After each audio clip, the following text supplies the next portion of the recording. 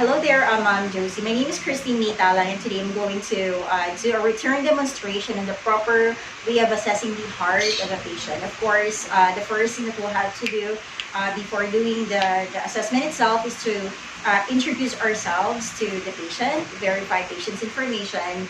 We also need to perform hand hygiene, okay?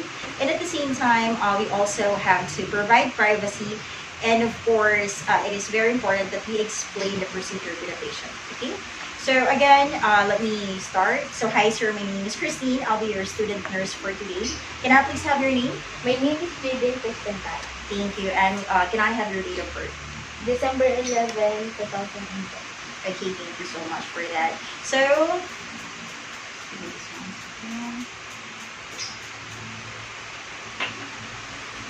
I'll be providing privacy. So already closed the door. If there's also a blind, you just have to, of course, move the blind to make sure you're covering the patient. And at the same time, explaining the procedure to the patient. By the way, sir, today we are going to assess your heart. So during the procedure, I may need to ask you to move to different positions. So like the supine position, later on I'll ask you to turn to your left. Okay, and then you may also need to sit down later on. So we can also check for your heart where you're sitting, okay?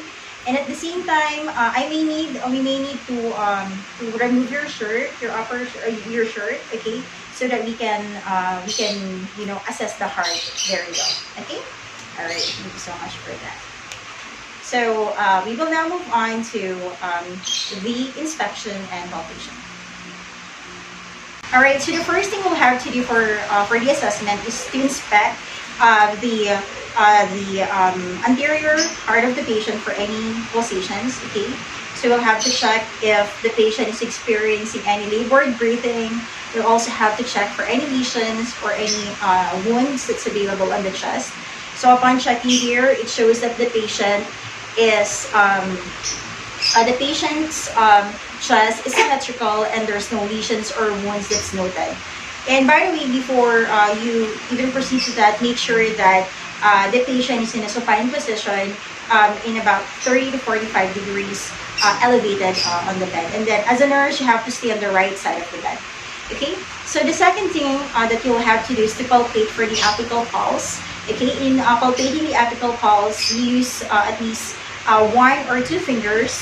Okay? And normally the apical pulse is located on the 5th intercostal space near the mid-clavicular area. So let me just check that.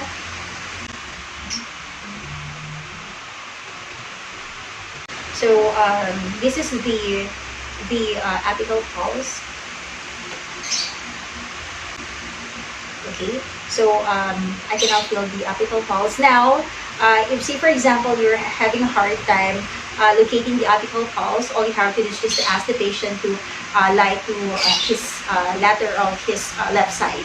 Okay, so now the apical pulse is palpated in the mitral area, and at the same time the amplitude is small and the duration is brief. Okay, so after that, after palpating, all we have to do is just to palpate for any abnormal vibrations or pulsations using your palmar. Okay, so we'll do that on the base part, we'll do that on the sternal part, and at the same time at the apical part.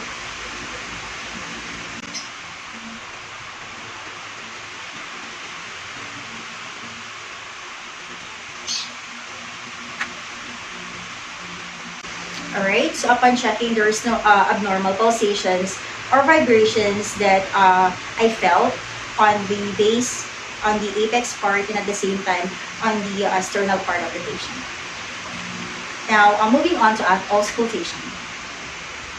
Now, moving on to auscultation. So, we have to remember in ausculting the heart of the patient, there are 5 points that we have to consider. The first part is the aortic pulse, which is located in the 2nd intercostal space at the right sternal border. Second is the pulmonic, which is located on the 2nd to 3rd intercostal space on the left sternal border. We also have the Erb's point, which is located on the 3rd intercostal space on the left sternum. Fourth is the tricuspid pulse, which is basically located on the fourth intercostal space on the left sternal border, and lastly the apical pulse, which is located in the fifth intercostal space at the midclavicular area. Okay, so the first thing we have to do for auscultation is to auscultate, okay, for heart rate and rhythm. Okay, so we will do that on the apical part of the apical pulse of the patient. Okay, and we will check for the heart rate for 140. And we will use the diaphragm.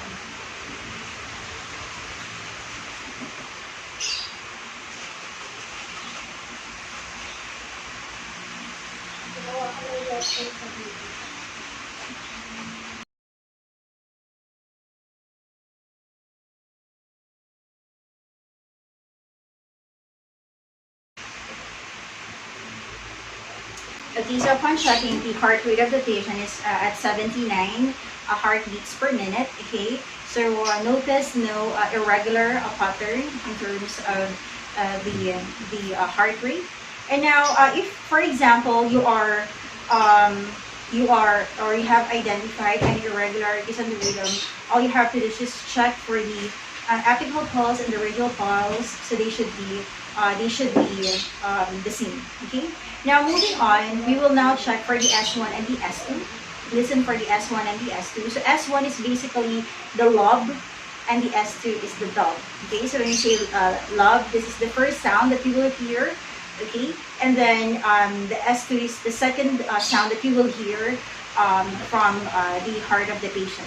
Okay, so normally S1 is more distinct on the apex part of the heart, and then the S2 is more distinct on the base part of the heart.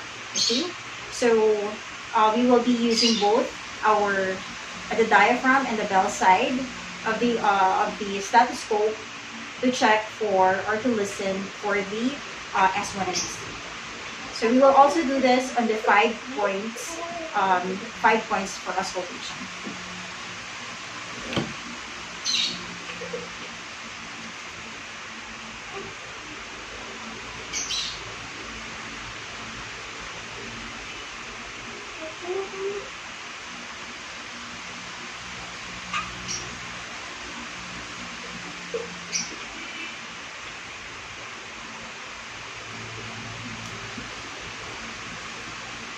Now to the bell side.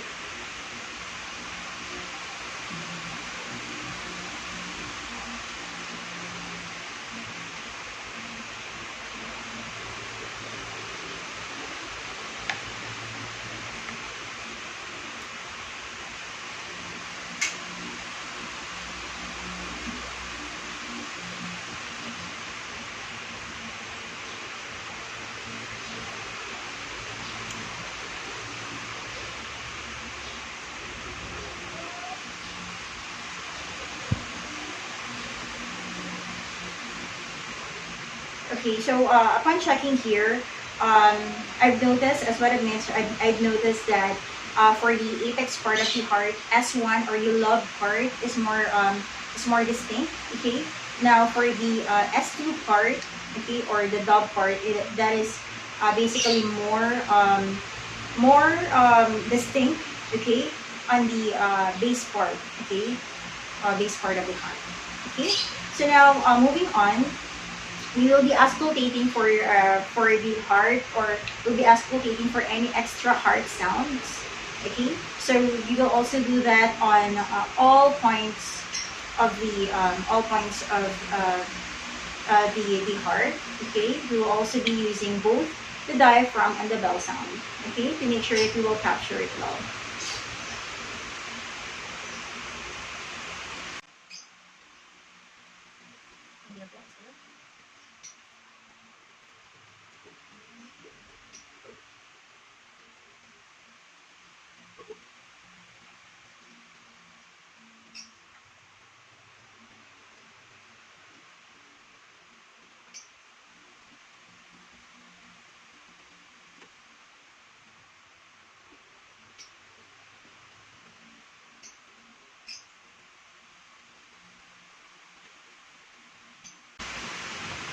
Okay, so upon checking, I noted no extra sounds on the entire heart of the patient. And then after that, we will now auscultate for any murmurs of the heart. So same thing, we will do this on the all 5 points. Okay, all 5 points of the heart for auscultation.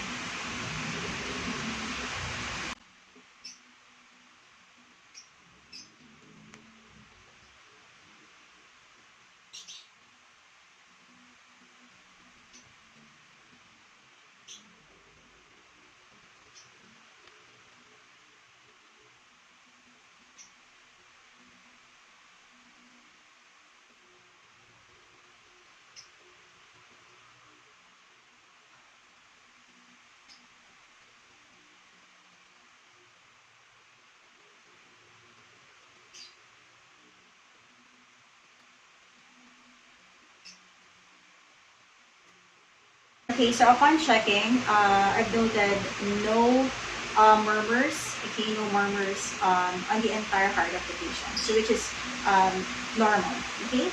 And then we will also do the same procedure while the patient is on the left side, okay, or in the lateral position, and at the same time in the sitting position. Sir, can you please turn to your left? Okay. So we'll just check.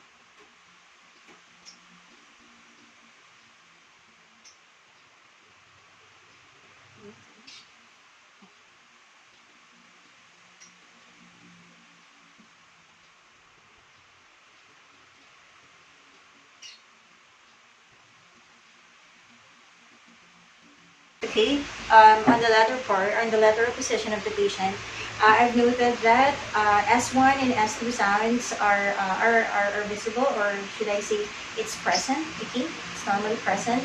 And at the same time, S1 is more distinct on the apical or on the apical pulse of the patient, while the S2 is more distinct on the base part of the heart of the patient. Now, we will also do the same procedure while the patient is sitting. Sir, can you please sit?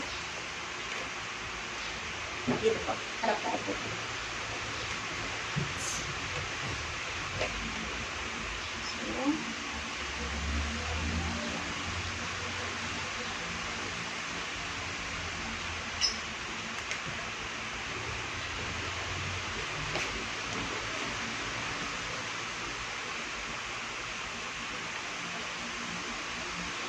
lean forward po ng konti. Ayan. Lean forward, sir.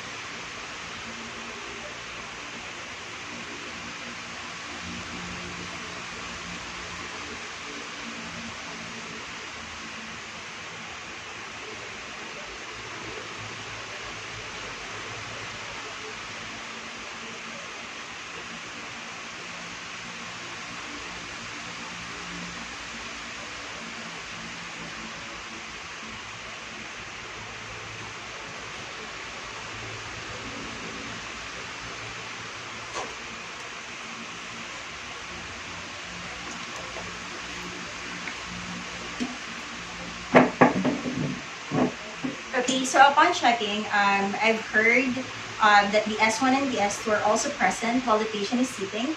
Okay, so same goes.